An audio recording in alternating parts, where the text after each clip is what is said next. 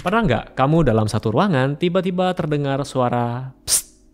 Mungkin buat Anda yang sering ikut acara atau ikut seminar di satu ruangan, di satu gedung, ada pengharum ruangan otomatis, tiba-tiba terdengar suara psst, lalu muncul bau yang cukup menusuk atau menyengat. Ya, sebenarnya itu adalah wangi-wangian, tapi dalam satu botol wangi-wangian tersebut, tahu nggak, itu mengandung beberapa bahan kimia yang mungkin bisa berbahaya buat kesehatan jika Anda konsumsi atau Anda hirup dalam jangka panjang.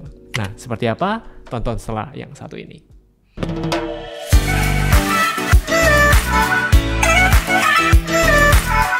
Halo Sobat Sehat, jumpa lagi dengan saya Dr. Sung, dan di video kali ini saya akan bahas tentang pengharum ruangan atau pengharum mobil ya, yang biasa kita gunakan sehari-hari. Ini saya dapat berita atau artikel dari tim SB30 Health, dan ini Anda bisa lihat dari berita-berita ini ada yang mengatakan bahwa pengharum ruangan itu bisa menyebabkan kanker, bisa memicu kanker, kemudian memicu alergi, dan lain sebagainya. Nah, kita bahas dulu kenapa kita atau Anda semua yang nonton video ini menggunakan pengharum ruangan. Jawabannya adalah untuk menyamarkan bau yang tidak sedap pada ruangan. Iya kan? Nomor satu apalagi kalau bukan untuk menyamarkan bau yang tidak sedap pada ruangan.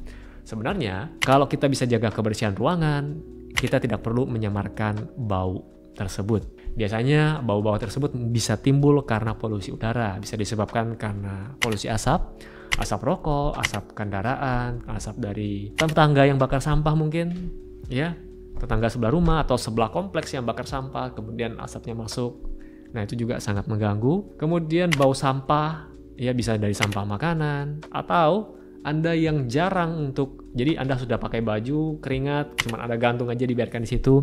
Sebulan, 2 bulan tidak Anda kasih turun untuk dicuci. Nah, ini juga bisa membuat ruangan Anda, terutama kamar, ini akan menjadi bau. Kemudian apalagi? Spray.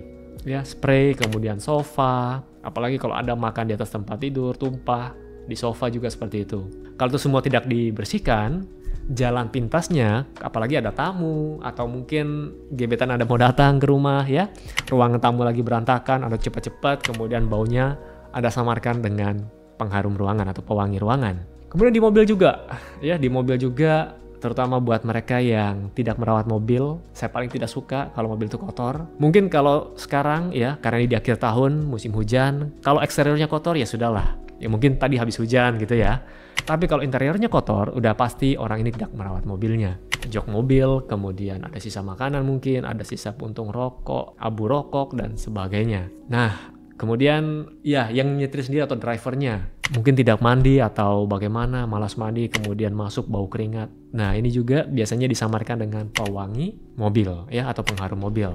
Saya ada beberapa kali ketika mengikuti satu acara, jadi baru masuk, tidak sampai selesai ya, baru masuk hanya beberapa menit, tiba-tiba ada pengharum ruangan seperti tadi yang di timer, saya pasti langsung pulang. Dan saya tidak akan ikut acara itu sampai selesai, saya tinggal pulang. Atau kalau ada bau-bau wangi, saya tidak tahu kalau itu dia di timer, mungkin yang pertama kali saya lakukan adalah saya tinggal ke toilet dulu. Mungkin nunggu sekitar 15 menit, saya balik lagi. Kalau memang sudah tidak ada bau-bau itu, saya stay di situ. Tapi kalau tiba-tiba ada lagi bau wangi-wangian kayak tadi, saya tinggal pulang.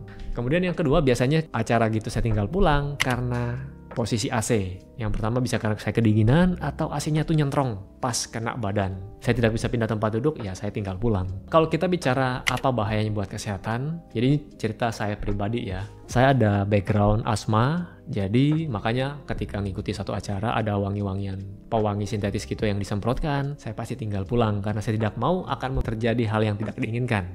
Ya, asma bisa kumat atau alergi bisa kumat. Sekarang kita masuk secara umum nih. Apa bahaya buat kesehatan kalau kita menggunakan pengharum ruangan secara terus-menerus? Ini dalam tanda kutip yang sintetis, yang isinya bahan kimia. Jadi untuk membedakan Anda bisa baca isinya. Terutama yang aerosol yang disemprotkan, Anda baca isinya ya. Nah, yang pertama, ini bisa mengiritasi saluran pernapasan. Bisa terjadi akut, bisa terjadi kronis. Kronis ini mungkin pertama kali semprot, 2 kali. Anda tidak merasa apa-apa. Tapi karena keseringan setiap hari di situ, ini juga akan bisa mengganggu pernapasan Anda. Tapi untuk orang-orang yang sensitif, seperti saya, dan beberapa orang yang punya masalah dengan alergi, ini akan bisa memicu alerginya untuk kumat atau asmanya kumat. Di dalam pengharum ruangan, terutama yang aerosol, bisa terdapat bahan seperti formaldehid, benzen, senyawa organik volatil atau disingkat VOC yang bisa mengiritasi hidung, tenggorokan, dan paru-paru. Ini bisa menyebabkan batuk, sesak napas, dan rasa terbakar pada saluran pernapasan. Terutama untuk orang-orang yang mempunyai riwayat asma, ini bisa memicu asmanya untuk kambuh atau memperburuk yang sudah ada. Kemudian bisa juga terjadi reaksi alergi ya. Pewangi sintetis dapat memicu reaksi alergi seperti bersin, kemudian mata berair, gatal-gatal. Untuk beberapa orang yang sensitif juga di kulit bisa gatal-gatal. Kemudian pusing dan sakit kepala. Yang terakhir gangguan mata juga ya. Nah, beberapa artikel juga ada yang mengatakan bahwa yang di-share ya oleh tim SB30 bisa memicu untuk menjadi kanker, kemudian mengganggu sistem saraf dan lain-lain. Cuman yang saya alami pribadi yang 4 tadi ini paling sering terjadi dan untuk itu saya menghindarinya. Lalu solusinya apa, Dok? Kalau ruangannya baunya tidak enak atau tidak fresh, solusinya yang pertama jaga kebersihan. Ya, Anda harus menata ruangan Anda, dirapikan, barang-barang yang tidak dipakai segera dibuang. Kalau Anda menumpuk barang-barang yang tidak pakai dalam rumah, itu akan mengurangi jatah oksigen yang masuk, jatah udara yang masuk karena penuh dengan barang.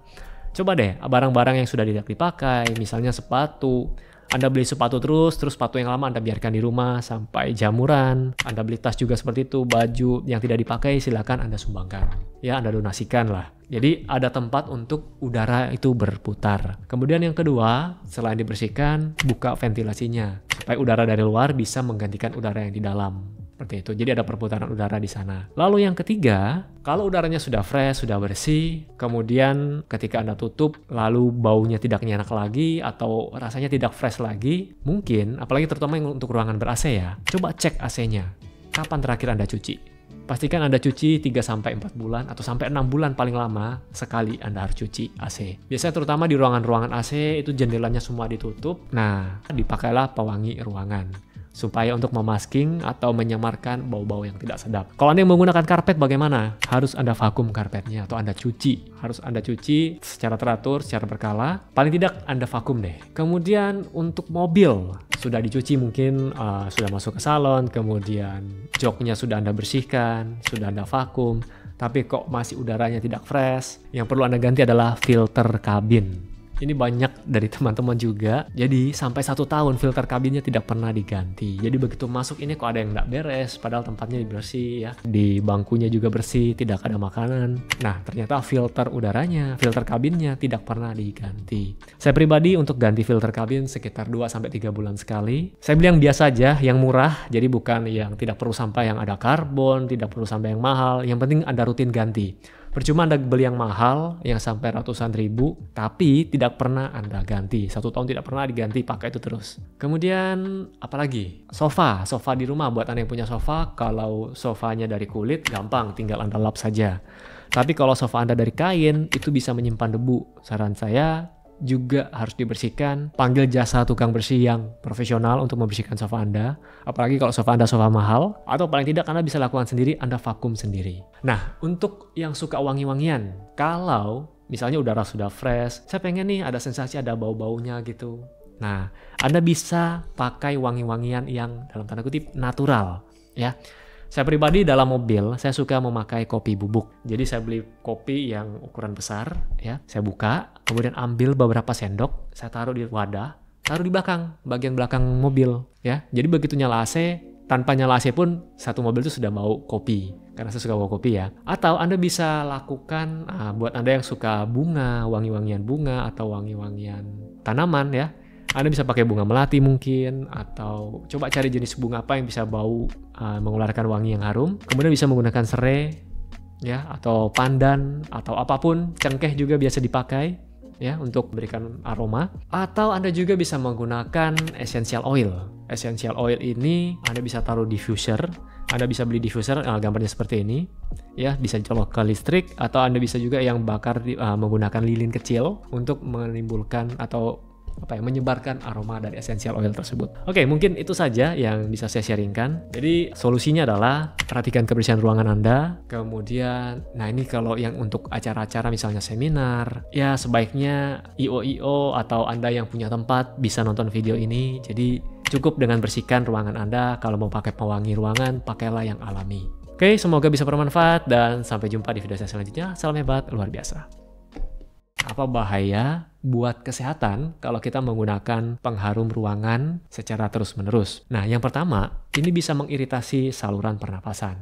Dan beberapa orang yang punya masalah dengan alergi, ini akan bisa memicu alerginya untuk kumat atau asmanya kumat. Kemudian bisa juga terjadi reaksi alergi ya